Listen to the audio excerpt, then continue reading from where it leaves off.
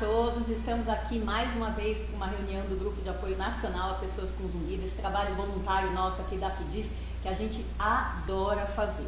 E olha só, lembrando que dentro desse trabalho voluntário, tudo que é falado aqui hoje, né, nesse dia, que tem algumas pessoas nos assistindo ao vivo, vai depois para a TV Zumbido, tvzumbido.com.br, onde esse material vai ser aí eternizado para todo mundo consultar nos momentos de mais conveniência. Então a gente está aqui um mês depois do outro, fazendo essas pequenas reuniões, com a intenção de que cada vez mais a gente vá descobrindo um pouquinho dos mistérios de Zumbido e a gente vá aos poucos acumulando esse conhecimento. E o tema de hoje, que já vem aí dentro de uma sequência que vem sendo comentada, é muito gostoso, Zumbido e vida social. Fala sério, né? Vida social é importante para todo mundo, a gente poder se socializar, confraternizar, acho que é tudo de bom. Mas tem algumas pessoas com zumbido que não gostam, se incomodam com a vida social, ou pelo contrário, tem uma vida social tão ampla e restrita que mal sabem que estão prejudicando o ouvido. Então, para falar sobre isso, hoje aqui a nossa convidada mega especial é a fono Kátia Freire, uma pessoa que eu gosto muito, essa energia boa, né? Conhece muito e assim como a gente está sempre fazendo campanhas de orientação. Kátia, super obrigada a bem-vinda. você. É um mega prazer ter Obrigada a você você, aqui com a Tani. gente. Delícia. Bom, o que a gente queria mostrar para vocês aqui um pouquinho, ó. Primeiro, como que a gente precisa pensar na nossa vida social em atividades que não tem assim tanta poluição envolvida, poluição sonora, né, eu quero dizer. Então, restaurantes, pizzarias, por exemplo, o jantar fora, e também queria abordar um pouquinho da questão do cinema e do teatro. Então, onde que eu vou puxar essa questão? Tem paciente com zumbido que vem aqui e fala, doutora, eu não posso ir em restaurante. O meu zumbido me atrapalha. E quando a gente vai especificar um pouquinho mais, por que um zumbido atrapalharia a pessoa num restaurante? Vem respostas do tipo, é porque eu não entendo direito, né? E daí eu fico pensando assim, será que a culpa é do zumbido? Dele não gostar? O coitado do zumbido é culpado de tudo, né? Acaba levando a culpa muitas vezes. Então assim, quando a pessoa não aproveita um restaurante, ou um cinema, um teatro, e daí é porque o zumbido piora, tudo bem, eu concordo. Agora, quando ele não aproveita porque ele fica perdido, porque ele não ouve ou não entende bem, ou porque ele se incomoda com os sons do restaurante, muita gente falando, ou a música ao vivo ali, o som de pratos, talheres, gente mastigando, eu já vou achar que a culpa ou é da perda de audição ou do incômodo com sons. Então, isso que a gente queria diferenciar um pouquinho para a gente não culpar quem é inocente. O coitado do zumbido sempre leva a culpa, né? Então, uma vez presente, muitas vezes o zumbido acaba levando a culpa. Então, assim, se eu vou num restaurante na hora do pico, super gostosa a comida, mas tem um monte de gente ali conversando, os barulhos dos talheres, dos pratos alheios, às vezes música ao vivo, mesmo que seja de ambiente, baixa, música de ambiente aqui. O que você acha que pode acontecer com a via auditiva da pessoa naquela hora? Então, Tani, assim, quando a pessoa fala, eu não consigo compreender a fala no meio do barulho, é uma pessoa que tem zumbido e não consegue compreender a fala no meio do barulho. Será que é o zumbido? Eu não acredito que seja o zumbido, não. Geralmente, a maior parte dos zumbidos tem uma relação muito estreita com a perda de audição.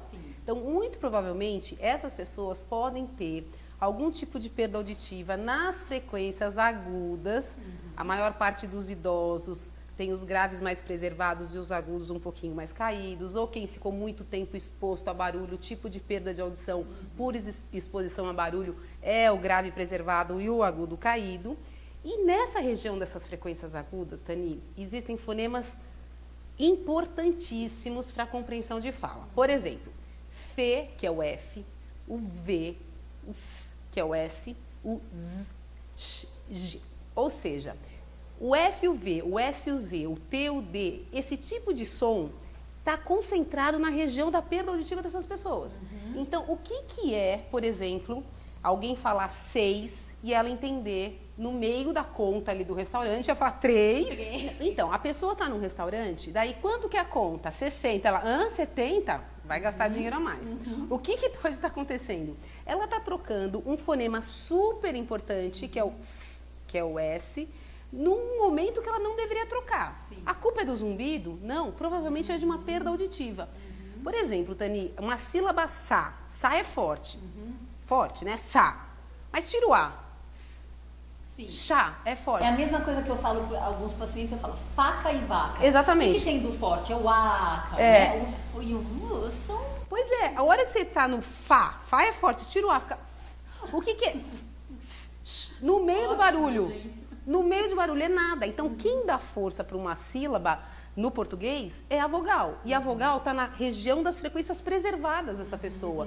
A consoante fina, onde está concentrada a perda auditiva da pessoa, é a culpada ali. Só que a pessoa tem uma perda de audição e aí facilmente ela tem a falta de compreensão e aí ela acha que ela tem zumbido, porque ela tem uma perda de audição junto com o zumbido, mas neste caso de não estar compreendendo a fala numa situação de ruído, é por conta de uma perda auditiva, né? E às vezes é difícil a gente convencer os pacientes disso, quando a perda existe na audiometria, mas eles não sentem falta no dia a dia. Eles só sentem nesses ambientes, né, tipo restaurante ou quando tem um pouco mais de... E o ruído é mais alto do que um... Daí a pessoa se confunde. A perda nem é tão grande nas frequências agudas, mas o ruído que é grave vai passar por cima, mascarar esses fonemas finos e a pessoa fala, que 60, 70 e vai gastar mais dinheiro, né? Sim. Vai errar o dinheiro. Além do que vai continuar achando que a culpa é do zumbido. Então isso acho que é super importante de ficar claro. Agora, tem casos que mesmo um nível de som ambiente, que não é considerado agressivo, não é considerado uma poluição sonora, mesmo assim alguns zumbidos de fato pioram. Sim. Né? Então, por mais que a gente ache que normalmente o paciente com zumbido tem mais sensação de zumbido no silêncio e quando ele vai para um lugar com um som ambiental, ele melhora porque o som está mascarando, de fato tem gente que prefere o silêncio, o zumbido acalma e nesses sons, aí sim eu vou concordar que a restrição, a limitação da vida social está sendo pelos zumbidos. Né? E o outro caso, que eu acho que vale a pena uma palavrinha a mais também, é essa questão da hipersensibilidade auditiva. Cada vez tenho visto muitas pessoas gente que se incomoda com sons acima do normal. Só para a gente esclarecer. Quando um volume vai aumentando, todo mundo tem aquela linha de corte, nossa, daqui para cima, né, começa a ficar desagradável. Mas as pessoas hipersensíveis, elas se incomodam antes da hora. Então, ou com volume, por exemplo, a televisão está alta, abaixa a televisão, que daí fica tudo bem, a pessoa fica confortável. E tem a questão da misofonia, que é um assunto mais recente, que é a pessoa que se incomoda com a presença do som. Tanto faz. Tem uma versão, volume, né? É uma versão. Então, a misofonia, normalmente a pessoa vai no restaurante e ela se incomoda com os vizinhos mastigando, né? Ou a própria pessoa com quem ela está conversando, o som da mastigação, que é baixo para todo mundo, mesmo quem mastiga de boca aberta, né? Sim, dizer, é baixo. É um som de falta de educação, é desagradável, mas ele não incomoda. Tem potência para lesar o ouvido. Ele simplesmente incomoda, né? O barulho dos garfos, etc. Então, isso tudo é limitador de vida social. A gente não tira a razão dos pacientes. O problema é que a culpa não é do zumbido. Né? Então, tudo que a gente não quer é que a pessoa se isole. Exatamente. Porque vida social é tudo de bom. Isolamento não. Exatamente. Então, a ideia é que as pessoas tenham plena noção do que está de fato limitando, porque isso vai direcionar a estratégia de tratamento. Então, nem sempre o zumbido é ocupado, como a gente gosta de frisar. E Tani, uma coisa que eu acho que é importante a gente frisar, falando dessa questão da compreensão de fala, tem pessoas que devem estar assistindo e falando assim, mas eu já uso um aparelho auditivo. E eu continuo escutando e não entendendo. Ok, perfeito. É a perda de audição? É o zumbido? O que pode estar acontecendo? Por muitas vezes, dependendo da quantidade de tempo, o tempo que essa pessoa está com a perda auditiva, e ela foi usar um aparelho auditivo, ela pode estar com uma alteração, acontecer uma privação, esse ouvido ficou privado de informações importantes, e esse ouvido chegou num ponto que o cérebro não consegue decodificar. Que ouvir é diferente de decodificar. A decodificação acontece no cérebro e o ouvir no ouvido. Quando põe um aparelho auditivo, você vai amplificar os sons e o som vai ser enviado para o cérebro. Então, por que eu não estou entendendo? Muito provavelmente essa pessoa, além da perda auditiva, ela pode ser que ela tenha uma alteração de processar essas informações. Quer dizer, o ouvido não está conversando direito ali com o cérebro. O cérebro não conversa com as orelhas. E processamento auditivo central, que é o que nós estamos falando, é como o cérebro conversa com o que as suas orelhas estão mandando. Sim. É simples assim. Então, nesses casos, vale uma avaliação do processamento dessas informações, que é o processamento auditivo central, para saber se essa pessoa pode sim voltar a compreender a fala em situações de ruído, mesmo num ambiente com barulho, porque quem faz isso é o cérebro e não o ouvido. Perfeito. E lembrando que você puxou o assunto do processamento para quem usa aparelho e não tem tanto aproveitamento, a gente lembra também que tem pessoas com audição normal que também tem alteração de processamento auditivo. Perfeito. Tá? E mesmo que tenha zumbido, a gente também não vai achar que é o zumbido que está fazendo essa alteração. Sim. Beleza? Beleza, ótimo. E em relação a cinema e teatro, você ouve seus pacientes reclamando um pouco? O cinema tá muito alto. Mas tá mesmo, né? Tá de verdade. Não, tá muito. Do conteúdo do filme de ação. Isso, exatamente. Filme de ação tá realmente muito intenso. Exatamente. Então, é uma coisa importante hoje em dia para a gente prestar atenção também na questão do cinema. E teatros ou concertos, etc. Tem muito paciente que é amante da música. Aliás, você também é, né? Super. Amante da música e fala assim, nossa, eu vou naquele concerto que eu adoro, tô louca pra ir, comprei com antecedência, etc. Aí naqueles momentos que antecedem o concerto, que tem um silêncio, assim, nossa, meu zumbido tá muito alto. Aí começa, tudo bem, tá compatível, vamos dizer assim, pelo silêncio do momento, né? Aí começa a música, que é aquela paixão da pessoa, vamos dizer assim. Teoricamente, o que a gente espera? Que o som do concerto mascare e encubra o zumbido e que o prazer dessa atividade temporária possa também contribuir para suprimir o zumbido, pelo menos temporariamente. Sim. Mas não é assim que a gente imagina que vai acontecer? Mas tem alguns pacientes que falam, olha, nem consigo apreciar o concerto por causa do meu zumbido. Isso acontece no seu... Acontece, Tani, e eu acho que tem uma coisa que eu sempre falo para meus pacientes, tem um certo medo envolvido aí. Às vezes o paciente fala assim, eu não consigo prestar atenção, ou seja, ele está colocando foco no zumbido, que deveria estar tirando o foco do zumbido e prestando atenção no concerto. E às vezes o que eles me relatam, eu não estou conseguindo perceber muito o concerto, eu tô com o zumbido aqui e eu vou e coloco um protetor auditivo. Ponho aqui um algodão, um papel no ouvido.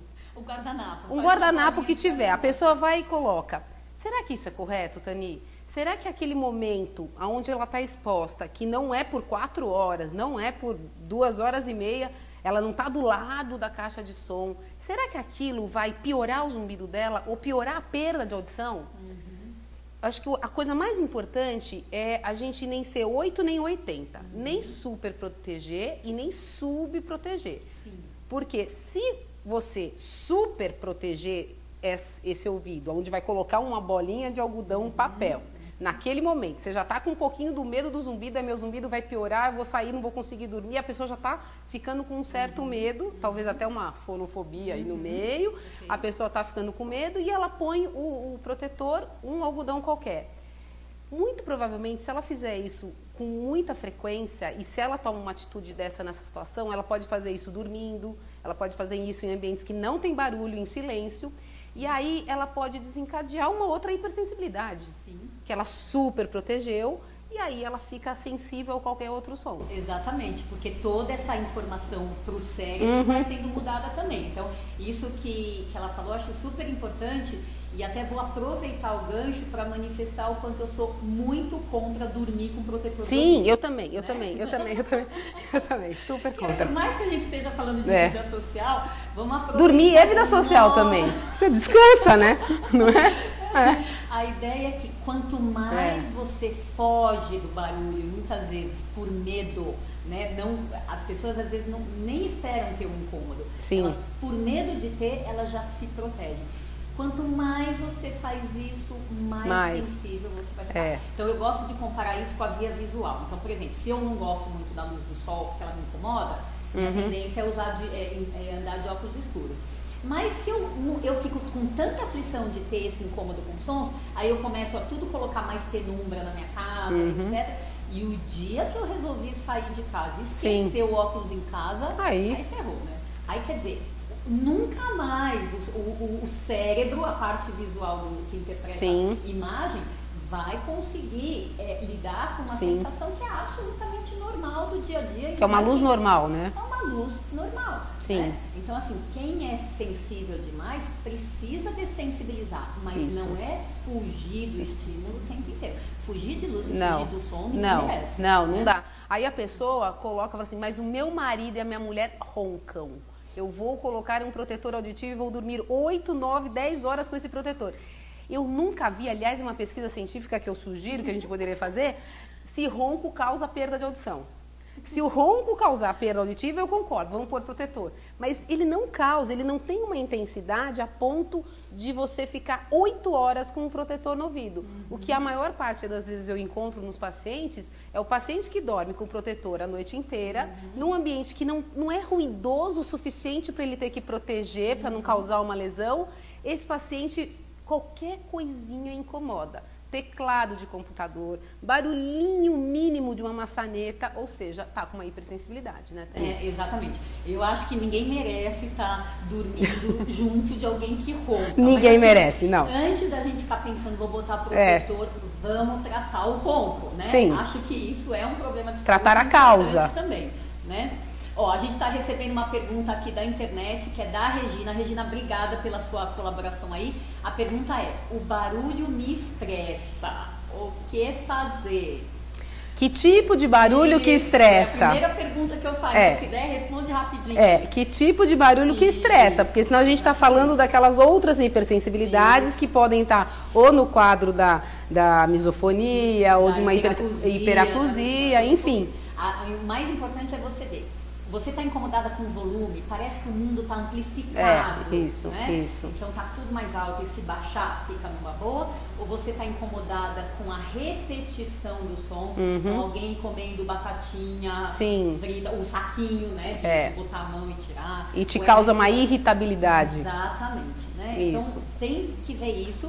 A ideia é você saber primeiro, né, poder passar para um profissional, fazer um exame que junto com a audiometria, que é a medida da audição convencional, que a gente testa o limiar de desconforto a sons para ver se ele está alterado ou não, se está numa orelha ou nas duas, se está só para os agudos, mas não para os graves, para a gente ter um panorama melhor. Sim. Vem a resposta. Então ela se incomoda com som de conversa nos restaurantes.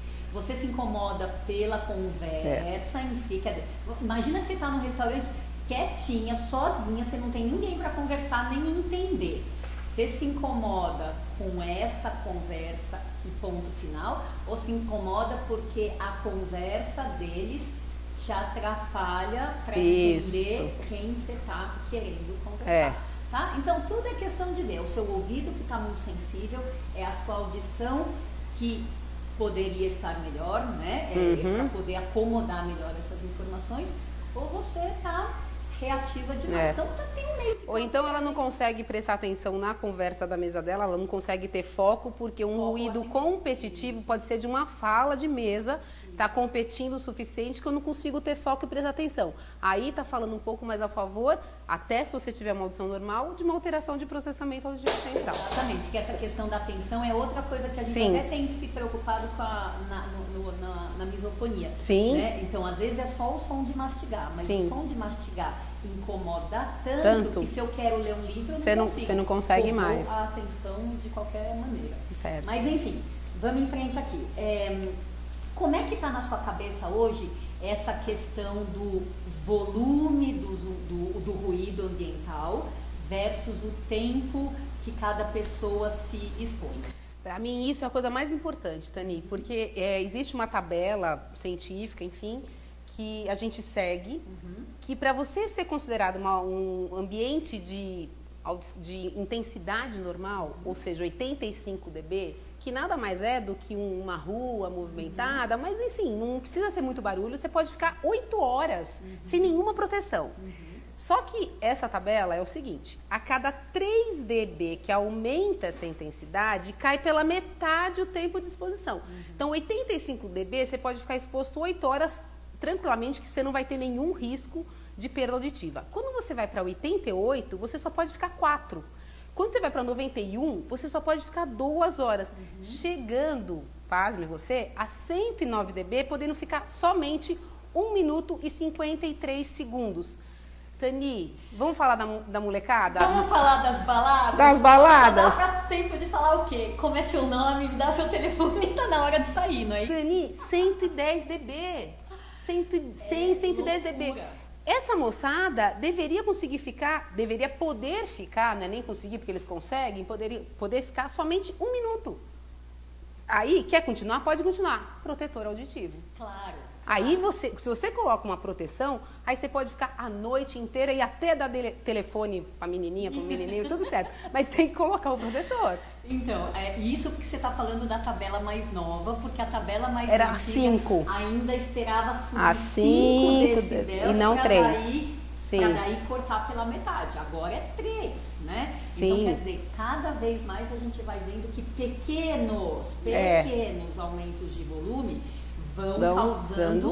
vão tendo potência para causar grandes estragos. Por isso que o tempo vai caindo vertiginosamente, o tempo de segurança que você pode se Por isso que saem da balada, sai de uma rave, de uma discoteca, enfim, de tudo o que for, com um zumbido no ouvido.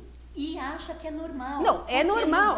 Você tem zumbido? Né? Eu tenho zumbido? Tem, mas é um zumbido normal. É aquele que depois que eu fui pra balada, eu fiquei com ele. Aí eu dormi, etc e tal, e o zumbido sumiu. Será que é normal? Socorro. Né? Se você saiu com zumbido, foi para casa com seu ouvido diferente do que quando você entrou numa balada, alguma coisa aconteceu. Teu ouvido estressou, entrou numa fadiga. Sinal que você fez besteira. Pode ir, Tani, pode ir para balada, porque não é e vai se divertir. Mas põe um protetor. Tudo pode, tudo pode. E pode ficar exposto a 90 dB? Pode. Por quanto tempo? Pode ficar exposto a 100 dB? Pode. Por quanto tempo? É uma relação simples assim, intensidade versus tempo. E o que é importante, assim, as pessoas entenderem que, vamos supor, você pega uma turma de amigos, eles se encontram na porta da danceteria, por exemplo, eles entram juntos, eles saem juntos, e aí o que acontece? Alguns saem com zumbido, outros não. Então, além do volume do som, além que foi igual para todo mundo, além do tempo do som, que também foi igual para toda essa turma, existe uma vulnerabilidade individual, que é o que a gente sempre discute. Sim. Então, hoje, depois da gente ver um monte de gente, fazer a pesquisa dos adolescentes lá no Santa Cruz, a gente se deu conta do quanto esse zumbido pós-balada temporário, que as pessoas não dão a menor importância, é o primeiro sinal de vulnerabilidade dos ouvidos a barulho. Então, se a sua pele é vulnerável à luz do sol, se você se queima, faz bolha com frequência, com facilidade, você vai lá para o sol do meio-dia? Não vai, né? Não vai. Você pode ir para o sol, provavelmente a sua pele vai se dar melhor se você for lá para o sol das 8, 9 da manhã. Sim. Então, se o seu ouvido é vulnerável a som, se você vai numa balada, altas horas, direto, de som pauleira, e o que a gente vai esperar? Então, não tem, sabe, não tem argumento, não tem lógica nenhuma. Não tem. Vai sair com uma perda temporária de audição. Se fizer uma audiometria na saída da balada, tem perda, só que ela é temporária. O ouvido tem 14 horas para descansar dessa fadiga e aí sim ele se recupera. Só que se você fizer isso 1 dia, 2 dias, 1 semana, 1 ano, 2 anos, por muito tempo na vida, causa uma lesão permanente e às vezes um zumbido que incomoda muito a pessoa. Exatamente. E quantos casos a gente não vê de gente jovem que entra na balada, sai com zumbido, o zumbido não melhora mais no dia seguinte, Sim. como antes eles estavam acostumados. Sim. E o que acontece? Arrependimento Profundo. Sim. Eu já fiquei tão doída com algumas Sim. histórias que eu já ouvi, que hoje eu penso 15 vezes antes, né? Sim. Porque assim, olha, tem casos que a gente aprende demais, né, Sim. com os pacientes. Então, assim, isso que ele está passando aí, eu não quero passar para mim, Sim. o meu povo acabe passando. Então, assim, precisa ter noção do perigo, precisa, né? Bom, então vamos fazer o seguinte, ó, deixa eu aproveitar que o Agenildo está perguntando aqui, para quem tem ouvido sensível, os valores de risco de segurança mudam ou não? Tânia, é assim, a intensidade, ela é a mesma, só que a diferença é que o nível de sensação de cada um é diferente. Então, o desconforto que vai acontecer a 100 dB, 109 dB e a pessoa pode ficar somente a 1 minuto, para todo mundo vai incomodar. O que não pode acontecer é que uma pessoa super sensível, com uma hipersensibilidade, ela comece a proteger, porque ela está com medo desse som, comece a proteger nesses outros valores e fala, não, 90 dB, 85 eu já tenho que pôr o protetor. Mas se ela está 85 dB e ela vai pôr um protetor para ficar exposta a 2 horas, ela vai piorar essa hipersensibilidade. Ou seja, essa tabela é a mesma para pessoa sensível ou não sensível. O que a gente precisa saber é que essa hipersensibilidade, qual é o grau, quais são as frequências, o tipo de som e o tipo de intensidade que essa pessoa tem o desconforto, para a gente orientar. E aí, diferente do que as pessoas estão pensando, eu tenho uma hipersensibilidade, eu vou colocar um protetor? Nada disso. Na verdade, a gente tem que dessensibilizar essa pessoa. Muitas vezes essa pessoa a gente precisa expor, nossa, acertei, expor a sons, não precisam ser altos, baixinhos, mas justamente um alimento auditivo para o cérebro para conseguir dessensibilizar essa via toda. Não, perfeito. Deixa eu aproveitar, tem uma pergunta aqui da Marcinha aqui, que bom. A Marcinha, olha aí. Tá à distância hoje, hein, Marcinha? Cadê? Só porque eu vim aqui. TPM e hipersensibilidade, tem alguma relação? Você já ouviu alguma mulher falando que na TPM fica mais sensível? Eu sou uma. Não é?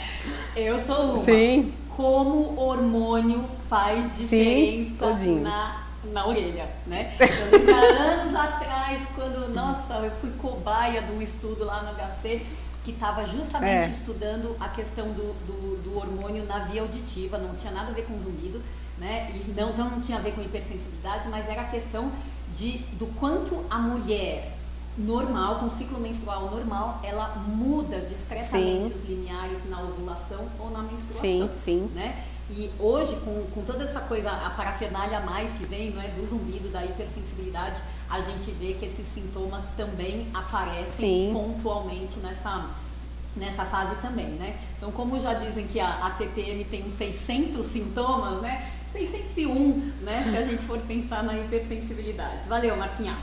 Bom, o que a gente pode enfocar aqui um pouco mais, agora que a gente passou por essa vida social rica, né, em música alta, né? Dentro dessa questão, ó, então tudo bem, a gente tem que usar protetor de ouvido. Qual que a gente vai usar? Protetor de farmácia, ajuda, não ajuda, é muito porcaria? O que você tem para falar sobre isso? Tânia, assim, pode colocar até um dedo no ouvido, é um protetor auditivo. A única questão é o seguinte, você vai ouvir tudo sem qualidade. E aí as pessoas acabam não querendo usar um protetor de farmácia, um tampão qualquer, porque daí ela fala assim, eu ponho o protetor, mas eu não consigo ouvir a pessoa conversando. Eu coloco o protetor, um músico, põe um protetor, tudo bem, tá muito barulho, põe um protetor, mas eu perco toda a qualidade do som. Eu inverto as frequências, não tem qualidade, então eu prefiro ficar sem protetor. O risco de você colocar um protetor comum, de espuminha, um protetor de farmácia qualquer, é você não usar o protetor. Porque proteger, ele protege. Ele vai atenuar, às vezes 20, 25 dB, protege. A única questão é que você não aguenta ficar com o protetor porque perde a qualidade. Então, isso é uma coisa importante, a qualidade. A outra coisa que eu vejo nos jovens, ou às vezes até adultos mesmo, que falam do protetor, mas não tem um cor da pele, um transparente. Quer dizer, Você vai ver, ele é verdão, amarelão, é laranjão, né? É para mostrar que está usando. Sim, né? sim. Então, ninguém aqui está recriminando o protetor que você compra baratinho em farmácia. Pode colocar. A gente está dizendo que ele serve sim, ele tem uma desvantagem para aquelas pessoas que, né, são super apreciadoras do som e precisam, requerem mais qualidade. Inclusive da fala, né? Com certeza. Porque eu acho que uma coisa que é importante a gente lembrar, quando a gente tem uma orelha totalmente aberta, existe um teste que a gente consegue fazer em consultório para saber qual que é a ressonância dessa orelha. E todo mundo tem uma ressonância, um pico de ressonância natural, todo mundo tem. Que é numa região de inteligibilidade de fala, uma região importante, uma frequência, não, até um pouquinho antes, é em 2.600, 2.700, que é bem importante. Só que o que acontece, Tani? A pessoa coloca um protetor, o comum, ela inverte esse espectro, ela perde, é uma perda de inserção de algo que foi no ouvido. E esse é um dos motivos pelo qual ela não quer usar o protetor. Até a pessoa que só quer conversar. Porque nessa faixa de frequência, que é uma ressonância natural, a pessoa perde quando insere qualquer protetor. Entendi. Então, qual que é a ideia? Você conseguir proteger o ouvido, porém mantendo esse pico de ressonância. É o mais importante. Ok, e você sabe, na época da pesquisa que a gente fez juntas lá no Santa Cruz, eu lembro de uma mãe em particular, que super consciente, tal, com a filha com 16 anos na época, e ela falou assim, sabe o que eu faço? Eu quero muito que a minha filha use protetor nas baladas, mas os adolescentes em particular, eles têm aquela coisa assim, ó, eu sou da tribo tal. Sim. Se eles usam, eu uso, se eles não usam, eu não uso, né? Então, a adolescente em particular tem muita vergonha de ser o único a usar, né? Porque vão achar que é frescura, não sei o quê. Então, essa mãe deu uma dica que eu achei muito legal. Ela fala assim, filha, com quantas pessoas você vai dessa vez, né? Com 5? Tá aqui protetor para 5. Porque para que vocês possam ir juntos, mostrar que tem consciência. Então, se é verdão, é laranjão, amarelão, faz combinar com a roupa, se for o caso, né? É um protetor que tá, em termos de custo, tá acessível a todo mundo, né? Então, acho que é uma coisa que vale a pena ter essa consciência. Eu sempre falo que o dia que um diretor de novela resolver fazer uma cena onde um povo vai junto para uma balada e um deles fala assim, pega o protetor aí. Maravilha! Juro, eu vou amar. Mas está ficando um pouco meio fashion isso, por conta dos músicos, está começando, está começando, as pessoas estão começando a ver que tem mais gente com perda auditiva, muita gente se incomodando e as coisas estão ficando um pouquinho, eu tenho visto no consultório muito mais pessoas me procurando para proteger a audição do que no passado. Não, e assim, eu acho que tem muito músico e outro tipo de celebridade dando depoimento espontâneo, dizendo que tem perda de audição e ou zumbido e a qualidade de vida caiu. Então, acho que essa é uma grande parte desse alerta que está vindo aí, mais gente se preocupando. Então, vamos aproveitar e falar dos músicos, desse pessoal que aprecia mais a qualidade sonora. O que tem hoje de protetor que dá para proteger e contentar o entendimento? Então, Tani, pegando esse raciocínio de manter o pico de ressonância natural, você tem que colocar um protetor com filtro, que a gente chama de filtro flat. Você tem o som original, só que atenuado, sem perder qualidade. Então, a pessoa pode colocar um protetor, entender a conversa numa balada, tocar um instrumento e manter, é como se abaixasse o volume. Então, você tem protetores que, por exemplo, e discretos, pode ser várias cores, mas olha aqui, tem um filtro. Esse é azul, mas tem protetores, por exemplo, transparentes. Você faz um molde do ouvido da pessoa e você tem um filtro. Esse filtro, você vai conseguir escutar, curtir o som natural, só que com um pouco de qualidade. É um filtro bem pequenininho.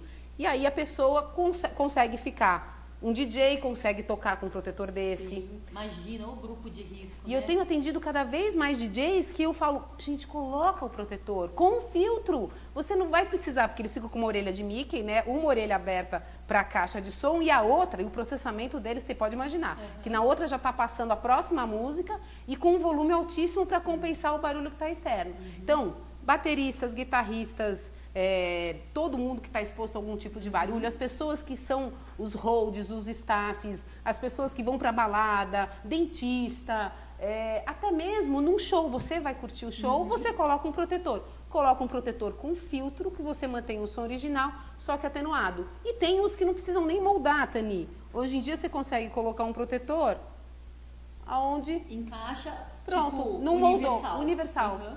E aí você continua curtindo e passando a fala. Então mostra pra gente só mais um pouquinho de novo como coloca, que eu entendi, não precisa de molde, como você falou, isso serve para a maioria dos condutos. Então, aí você tem vários tamanhos deles para diferentes tipos de tamanho. Então, ou você faz a moldagem do teu ouvido e faz um molde sob medida com um filtro, ou você tem um universal. Tá. Em termos do quanto isso diminui, atenua, quanto isso protege, é comparável aos outros que não tem tanta qualidade, é melhor? Então, agora, Tani, assim, você tem filtros que vão 9, 15 ou 25 dB.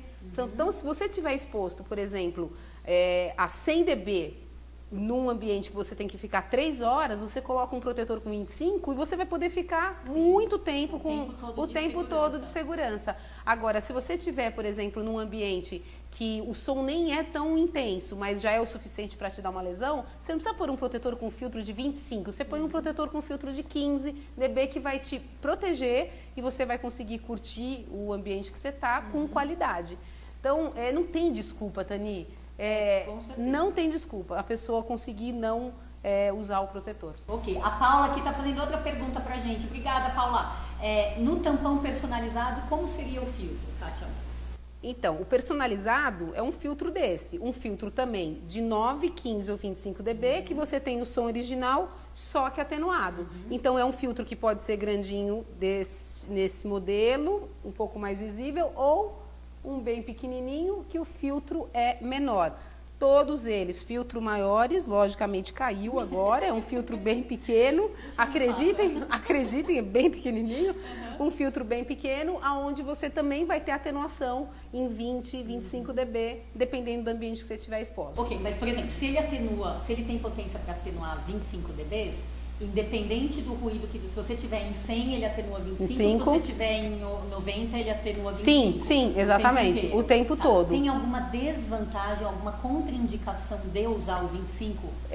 Só se você tiver num ambiente que não é tão intenso. Então, por exemplo, o baterista é 25 dB. Sim. Eles estão a 120. Agora, se você estiver num ambiente de 95 dB, você não precisa colocar um de 25, porque 95 você vai passar numa intensidade que você nem precisaria de protetor. Então, mas que eu penso assim, se você não precisa dos 25, você vai ter algum prejuízo por usar 25? Você tem que usar o de 9? Ou você, se usar o de 25, você poderia estar tendo mais flexibilidade para aquele ambiente, eu não preciso de 25, mas para a balada eu preciso. Como o protetor tem filtros que eles podem ser trocados, você pode colocar um filtro de 25 no ambiente de muito barulho e trocar por um de 9, de 15 dB num ambiente que é mais tranquilo.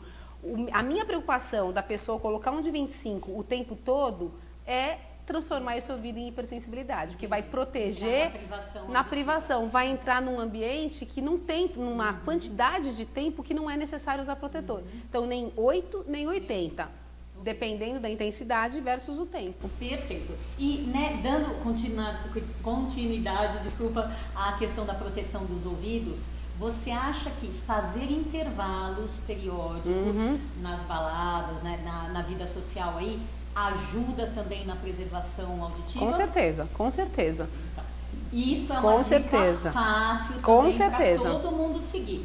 Com zumbido, sem zumbido, com hipersensibilidade, sem hipersensibilidade. Por quê? Lembra que a gente falou do volume versus o tempo? O protetor está agindo aqui, ó, diminuindo o volume. E os intervalos estão agindo aqui, diminuindo o tempo seguido de exposição. Sim. Então, não é nada, é outra coisa que faz diferença. Porque a meta, né, para quem tem zumbido, a meta é entrar e sair do eleito para a vida social de hoje do mesmo jeito, sem piora. Sem piora. E para quem não tem zumbido esporádico, é entrar e sair sem aparecer o zumbido. Tá? Então, ninguém aqui recrimina vida social. A ideia é que precisa ser uma coisa com moderação para que ninguém vá amargar frutos ruins depois por causa de falta de informação. Aliás, tudo que a gente não quer é que a pessoa não tenha uma vida social. A gente quer que a pessoa saia de um isolamento, ela tenha contato social, ela tenha válvulas de escape, onde isso vai até melhorar o zumbido, porque a pessoa vai conseguir relaxar, vai fazer um esporte, vai dar risada, vai esquecer do zumbido. É a melhor coisa. A pessoa que tem o zumbido e fica ali quietinha, com medo, fica em casa, apaga a luz, fica num quarto, não. É totalmente... Isso vai piorar o zumbido, porque você está colocando muito foco no zumbido. Então, o que a gente quer é que as pessoas se divirtam, elas possam curtir a vida com proteção. Com certeza. E eu vou aproveitar e contar um caso de um rapaz que me marcou muito. Ele me deu muito trabalho numa sequência de consultas com um medicamento que ele não estava melhorando com nada, sempre vinha bastante negativo. E um dia ele veio contando uma história que começou de um jeito, eu falei, nossa, vai acabar em tragédia. Ele disse que o tio tinha o convidado e pago tudo para ele pescar no Pantanal, porque era um sonho dele. E eu falando, meu Deus, ele vai me dizer que ele não conseguiu nem pescar por causa do zumbido. Eu já fiquei fantasiando. Qual não foi a minha surpresa quando ele disse que, pela primeira vez desde que o zumbido tinha aparecido, ele não tinha percebido a presença dele, sabe no quê? No meio do Pantanal, naquela maior atividade de silêncio. Tudo para o zumbido aparecer e detonar, não percebeu. E com esse caso que eu aprendi, a potência do prazer, né, de estar realizando um sonho, mesmo numa atividade silenciosa, para a inibição do zumbido, gente. Isso é muito poderoso. Então, quem tem medo demais, quer uma vida social, mas tem medo demais, gosta de ir na igreja, mas tem medo demais, gosta, adora uma festa, estar com gente que tem medo demais, acaba se prejudicando socialmente, acaba dando mais força para os sintomas aparecerem. E uma última coisa que a gente está acabando o nosso tempo, infelizmente, é lembrar na vida social desse vínculo que tem do barulho, que foi o foco de hoje, com a ingesta de bebida alcoólica. Então, muitas vezes, não é que sozinho o álcool lesa o ouvido. A gente, esporadicamente, tem gente que toma mesmo um vinhozinho, tranquilo, e piora o zumbido. Mas não é isso que eu quero falar. Eu quero falar da ingesta a ponto de alterar o seu estado de consciência. Você vai dançar do lado da caixa de som, só que o seu poder, percepção, seu nível crítico parou. Então, a tendência é ficar muito mais tempo do lado da caixa, você está meio anestesiado, não percebe e pode deixar a conta vem depois e ela não é em reais. A conta é no seu prejuízo auditivo. Então, cuidado com o volume, cuidado com o tempo de exposição e cuidado com o grau de ingesta alcoólica da vida social, tá? Tirando isso, a gente deseja que vocês sejam muito felizes. Eu ia falar exatamente isso. E seja feliz, gente, sejam felizes. Sintonia, né? Sejam felizes, exatamente. Essa é a ideia, que todo mundo possa curtir a vida social, porque ela tem muito poder no prazer, na satisfação e na manutenção do equilíbrio emocional. Então, fiquem com Deus aí. Pra gente terminar, deixa o seu telefone de contato para quem quiser falar com você. Então, o telefone lá do consultório da Audicare é 3846-2500 e o site é www.audicare.com.br. Tá bom? Então, qualquer dúvida? Isso, tenham aproveitado. A Kátia não é qualquer uma, aliás, não é convidado nosso é qualquer uma, mas a Kátia é especial, que a gente se dá muito bem. Ela é amiga. E mês que vem a gente espera vocês aqui de novo, tá bom? Obrigada, tchau, tchau, até.